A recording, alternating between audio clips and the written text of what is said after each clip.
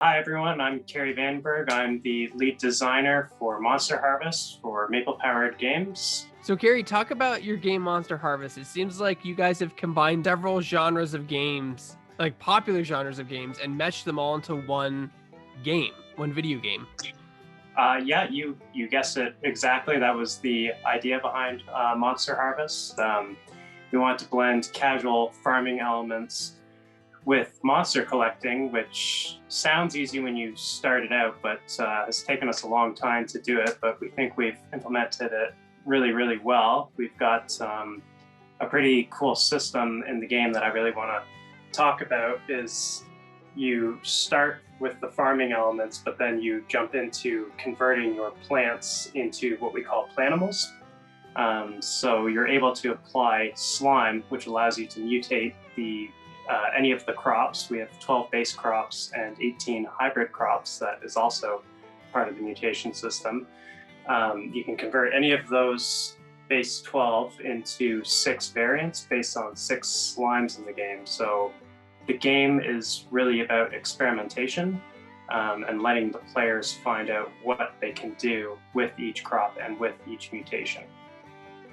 I'm sure you're getting a lot of comparisons to Pokemon and other farm-like games, Stardew Valley. But the thing that when I saw your game, the thing that I thought was the Dragon Warrior Monsters, that game, a game that's really highly underrated in my opinion because it was so overshadowed by Pokemon at the time, but it gives you so many more options on how to use your monsters and breed your monsters and create the perfect monster, that kind of stuff.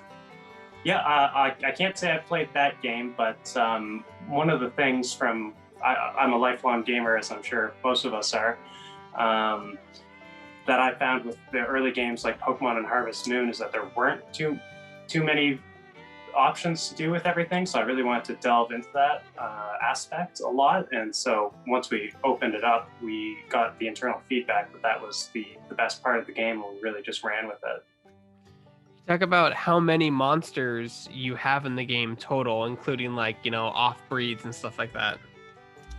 Oh, well, some of the mutations are plant-based, so you'll end up converting a crop into a tree, but I want to say around 50. So, for example, there's the main planimals, which follow you into battle in a turn-based combat system, but you can also mutate your crops into livestock or mounts that you can ride around town. So it's quite a few. Do you talk about is the game the game has a story mode as well? Like you can explore the story and what's happening, right? Correct? Yeah. So the premise of the game is that these planimals are getting a lot of attention in the world, and they are only just recently discovered. They're discovered by your uncle, whose name is Professor Spark. And so he doesn't have time to manage his old farm, so he gives it to you. You've been living in the city. You want to enjoy the simple life, and you end up getting caught up in this adventure at Planimal Point, which is the new town that's sprung up around his research site. It quickly becomes apparent in the game that not everyone wants to use the mutations for good, and one corporation in particular, Slime Co., is out to exploit the situation. So in 2021, obviously, we've made huge leaps and bounds in video gaming and technology and stuff like that. Is it easier or harder to make a pixel art game or design a pixel art game in 2021 than it was 30 years ago? Or do the tools make it more difficult, if that makes sense? Well, our game is based in Unity, and they have put into Unity a lot of sprite-based 2D features, but it's still pretty difficult. The game is actually fully 3D, but made to look 2D. Well, actually, it's 2.5D. The whole game resembles kind of a pop-up book, so you have the characters popping up against the background to get a really unique depth look, but you do end up coming into a lot of problems that you wouldn't have anticipated, especially with optimization. It's really interesting. What's it been like making the game for Nintendo Switch? Because I know it's still relatively new hardware in the ecosystem, and it opens up, I think, a lot for you developers. It wasn't too bad to make the Switch version. We did partner with another studio called Stage Clear Studios through our publisher, Merge Games. But we mostly found that we really need to manage the RAM, which meant partitioning off some of the levels and optimizing some of the lighting systems, because we do use a 2D lighting system, but it ends up being less performant than a 3D system, so we had to redo it. You talk about like your game has a fantastic color palette. I mean, there are games that utilize color, but yours more so than I've seen any I've seen in a long time. Can you talk about what went into that? Yeah, that was something that we thought about quite a lot when we were first talking to a lot of artists and hiring people. A lot of people that do pixel art will say, you want to make it look like Super Nintendo, so you can only use 32 colors. I said, I don't know if I want it to look exactly like Super Nintendo. I want it to look like what I remember it looking like. So I want to put the rose-colored glasses on you as you're playing it. So we just widened the palette to do whatever we wanted and crank the saturation up to 11. That's really cool. Is this Maple Powered Games' first studio game that you guys have made? Yes, it is. Long time in development though. So like you guys all have a history probably working in other facets of the industry, but like how did Maple Powered Games to come together, and how did this project come about? That's very interesting. I'm actually the only person at Maple Powered Games who doesn't have a background in the industry. My background was actually in the Army for 4 years, doing pretty much the most stressful stuff you can imagine. But I found that a lot of indie studios, what they need is a little bit of Army-like management, although we're really laid back. So I just wanted to bring the professional management style to a team of experts that wanted to work on their own indie game, and that's how we ended up forming the studio. Oh, that's so cool. How big is Maple Powered Games? How many people are you?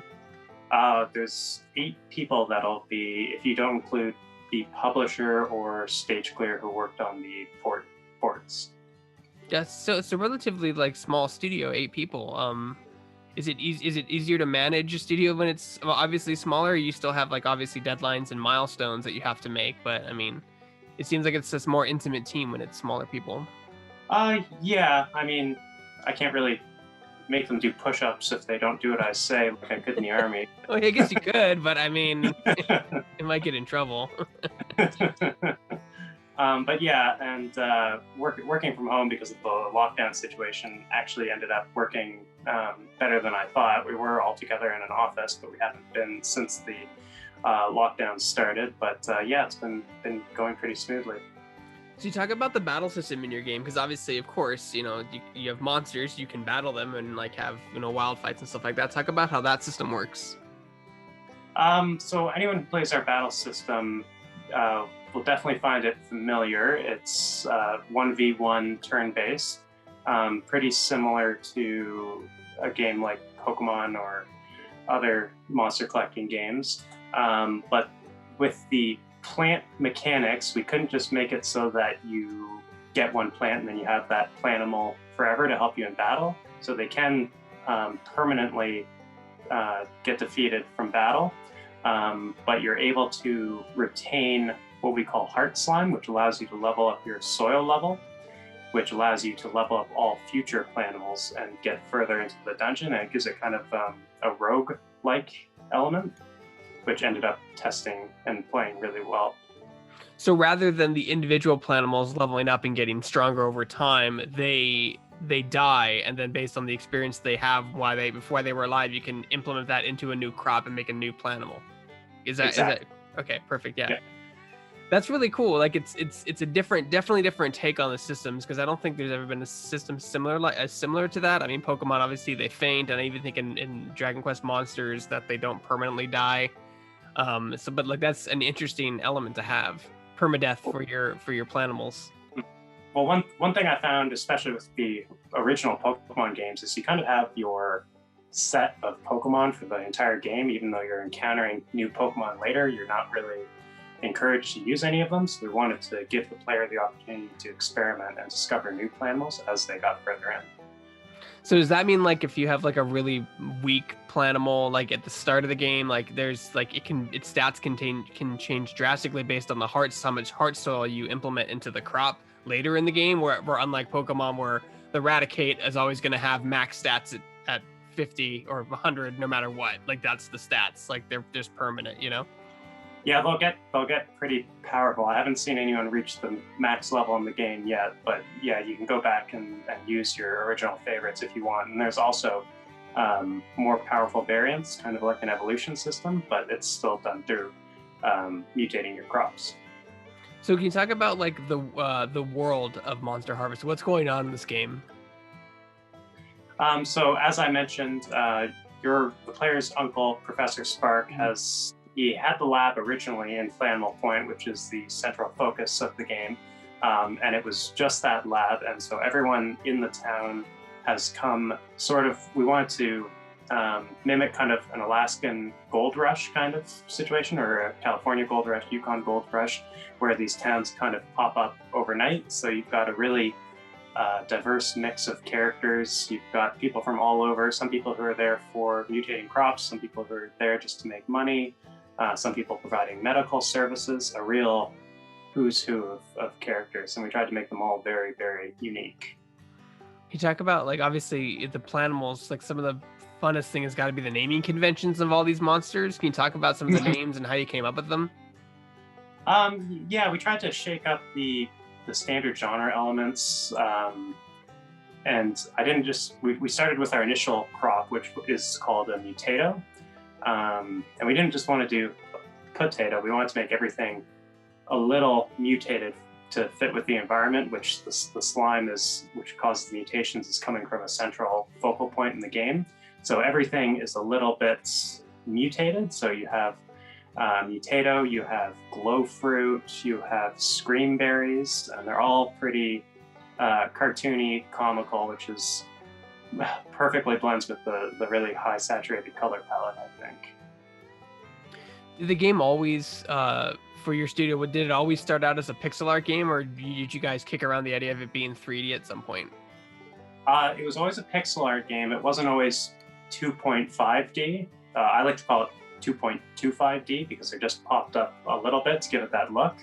I don't know if we could do this one fully in 3D, but maybe for a future title.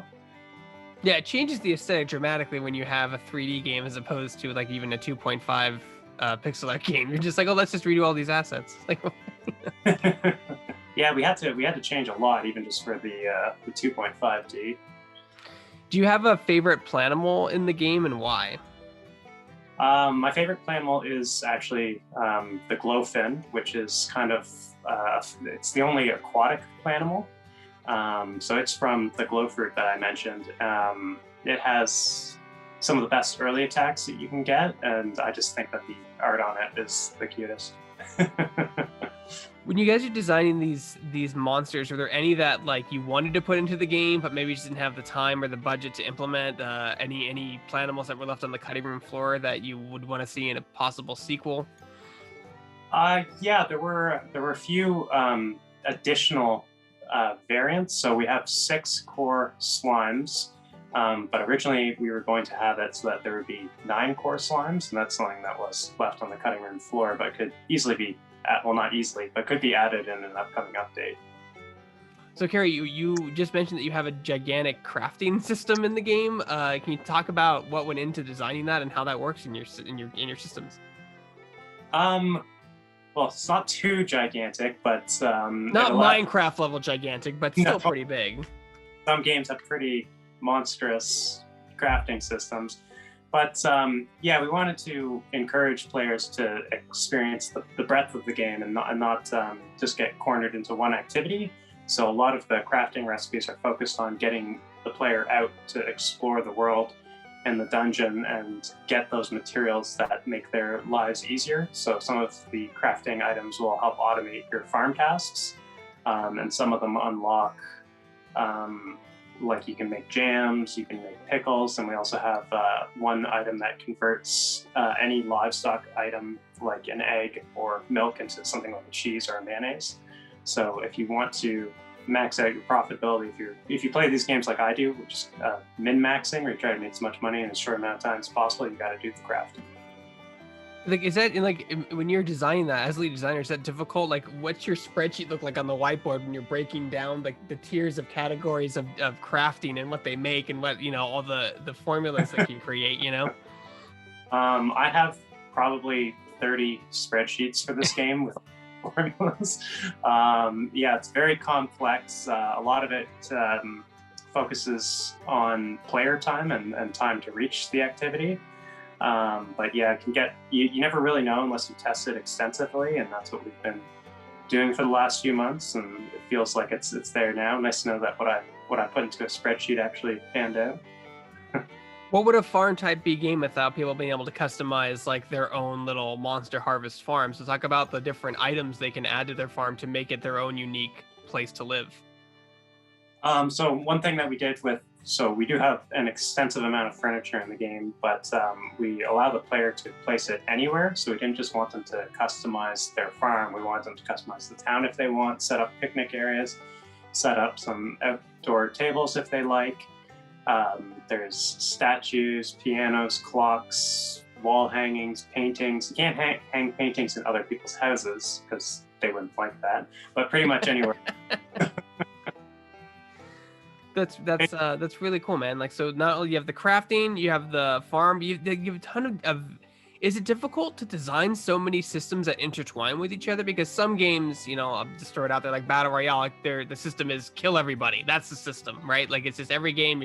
This one has a lot. You have crafting, you have customization, you have stats on the monsters, you have design things on how you grow them and how they get stronger. You even have a story. Is it difficult to wrangle all these systems together so that they collide in a good way for the player? Yeah, it starts difficult, and the more you get a handle on it, and if your team's on top of it, you can pull it off. It's not just me really designing everything; it's a team effort, so that really helps pull it together. A lot of people catch things that you might miss yourself, but just having multiple eyes on the project really brings it together. If the game does exceptionally well, like, can we expect, you or your team maybe to add more monsters or more mechanics to Monster Harvest itself, like as a DLC type of thing? It has always been the plan to have some kind of post-launch update. I don't know what that's going to be right now. We did internal testing through our publisher Merge, and a lot of the features that we implemented were based on feedback. So for me, that's one of my favorite things about when I see updates for games that I play is when they have the community list right at the top community updates. And I figured that what we should do is we should just give everyone what they want. What's interesting is you mentioned with the crafting system, you want to encourage players to go out to do dungeons to get these resources to make their life easier. Was that to stop people from essentially playing SimCity and never leaving the farm? Yeah, because you can do that in some farming games. You can kind of just hole up there and play it your own way. Our game is a little bit like a buffet. You can ignore some activities, but we do want to try to encourage players just to try out everything at least once. So you have in-game events that I'm guessing the game has some kind of timer, like a schedule, like a calendar schedule, and like things pop up. Is that how that works? Yes, the game does have an in-game calendar.